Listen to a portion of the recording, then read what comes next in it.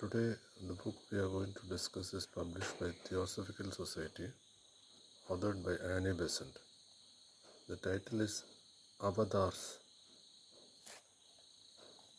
Here, through immensely long ages or kalpas, climbing steadily the ladder of evolution, the liberated ones merges with eternal life. Within them burns the flame of love for everything that exists. It is they who, from time to time, descend into manifested forms, that is called avatars, to accelerate the course of evolution. So says Besant, who had a profound knowledge of Hindu religious philosophy and tradition, while answering the question, what is an avatara? In a series of 4 lectures delivered in 1899. She examines such intricate questions as the distinction between the complete manifestation, Purna Avatara, and the partial one, Hamsa Avatara, and how an Avesha differs from an Avatara. Her mystical interpretation of the well-known 10 avatars of Vishnu, the second person of the Trinity, who is the source of all avatars, throws much light on the subject and shows how through the ages divine manifestations enable life to reach ever high levels. The life of Sri Krishna is explained as displaying 7 aspects, the means to evoke deep devotion and love, destroyer of forces obstructing evolution, as statesman, as a friend, world teacher, tester of human nature, the supreme being outside which nothing exists.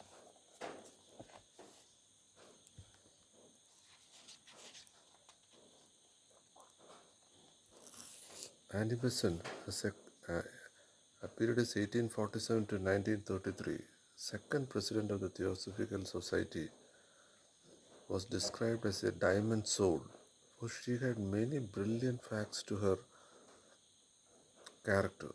She was an outstanding orator of her time, a champion of human freedom, educationist, philanthropist, and author with more than 300 books and families to her credit.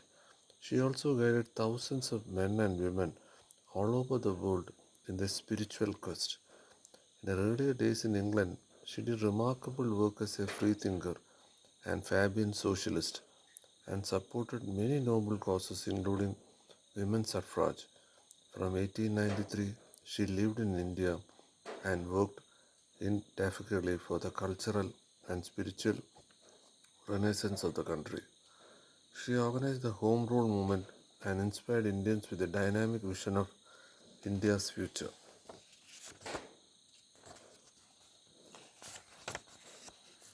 The book contains contents of 4 areas. What is an avatara? The source and need for avatara. Some special avataras. Sri Krishna.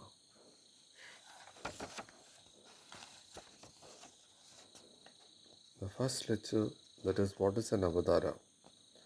It says every time that we come here together to study the fundamental truth of all religions, I cannot but feel how vast is the subject, how small the expounder, how mighty the horizon that opens before our thoughts, how narrow the words which strive to stretch it for your eyes.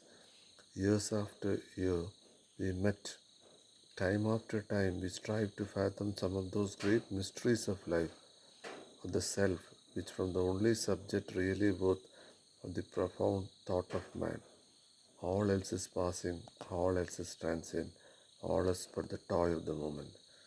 Here also Besant says that the words of masters and the advocate of master, we are always most often concerned with things which is attached to this life only, but we should be concerned with the God's plan, that is the evolution.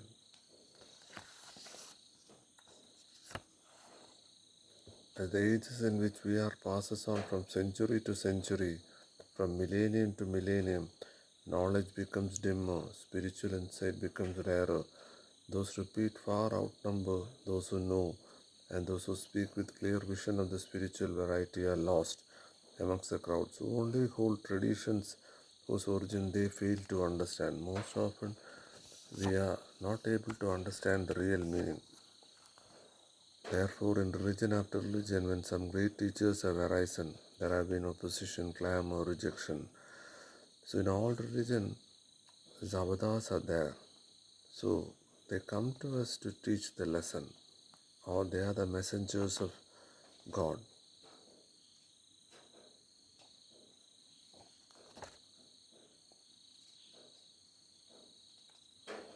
Two words especially have been used in Hinduism marking a certain distinction in the nature of the manifestation.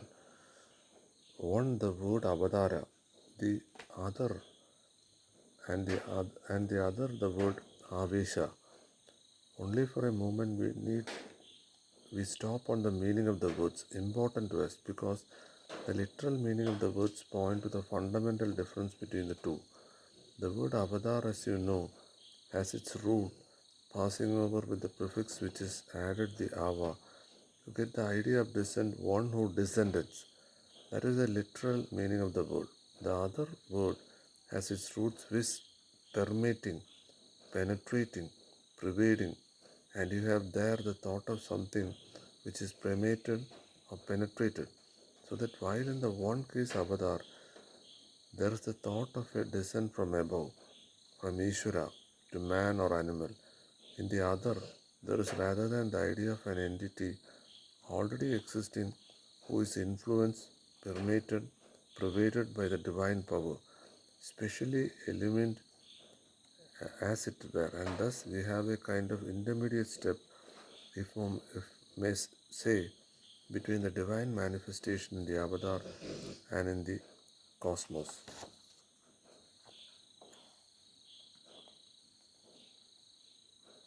Now, what are the occasions which lead to these great manifestations?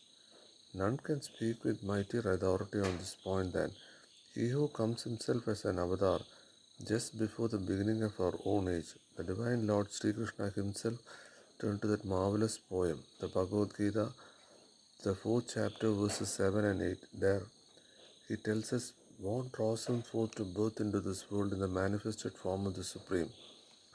When Dharma decays, when adharma is exhalated, then I myself come forth for the protection of the good, for the destruction of the evil, for the establishing firmly of dharma.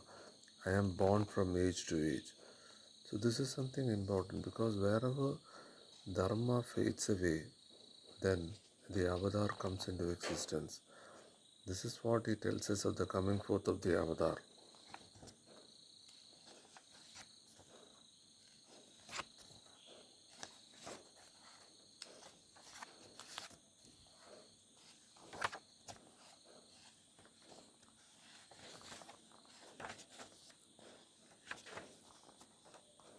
Then the inspiration of the prophets, spiritually mighty and convincing, is needed, and they come to the world to give a new impulse to spiritual truth. But there is a general inspiration that anyone may share who strive to show out the divine life from which no son of man is excluded, for every son of man is son of God. We are all real avatars. Have you ever been drawn away for a moment into a higher, more peaceful realm where you have come across something of beauty of art or the wonders of science of the grandeur of philosophy?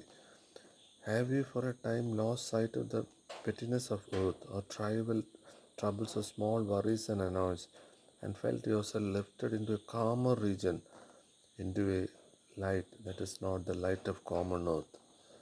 When our mind is calm and when it goes beyond the five senses, we all occasionally enter into this stage of called the eternal peace. We all feel it every day in our deep sleep, this state. And in that stage, in the waking stage also, we can be like that. Have you ever stood before some wondrous picture where the palette of the painter had been taxed to light the canvas with all the hues of beauteous color that art can give to human sight? Or have you seen in some wondrous sculpture the gracious living curves that the chisel has spread from the roughness of the marble?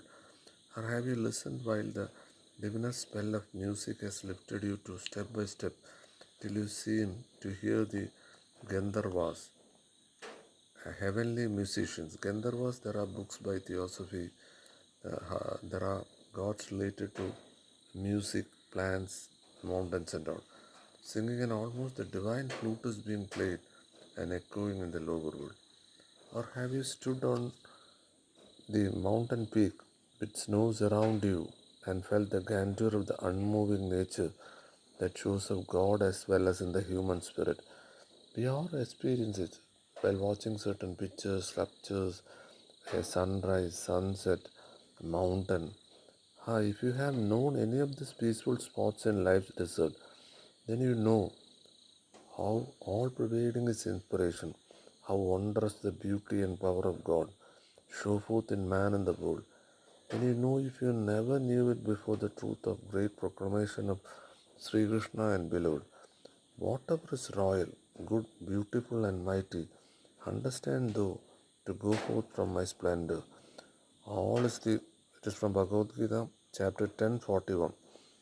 All is the reflection of Tejas, which is his and is alone. For as there is not in the universe without love and life, so there is no beauty that is not his beauty, that is not a ray of the illuminate splendor, one little beam from the unfailing sources of life. Here it says, there is nothing in this universe, as the universal prayer of theosophy says, the sound, the light, love, it's not different from us. So everywhere it is there, but we are not able to see it because we are ignorant of the fact. We are already that. We need not search for it. Actually, we have to wipe out the ignorance in us. Like a mirror, if the mirror is not clear, we cannot see the face. We have to clear the mirror. So we have to go beyond the five senses. Occasionally, knowingly or unknowingly, we are going through that particular experience in our deep sleep. So there is no beauty that is not as beauty. Everything contains consciousness, and that is not a ray of the illuminate splendor, one little beam from unfailing source of life. So the thing is very simple actually. So now evolution has happened after Big Bang. So after Big Bang, from mineral to plant, plant to animal, from human being, we have reached. So we have to think what were we before the Big Bang. Before Big Bang there was nothing. That is called consciousness. So thank you very much.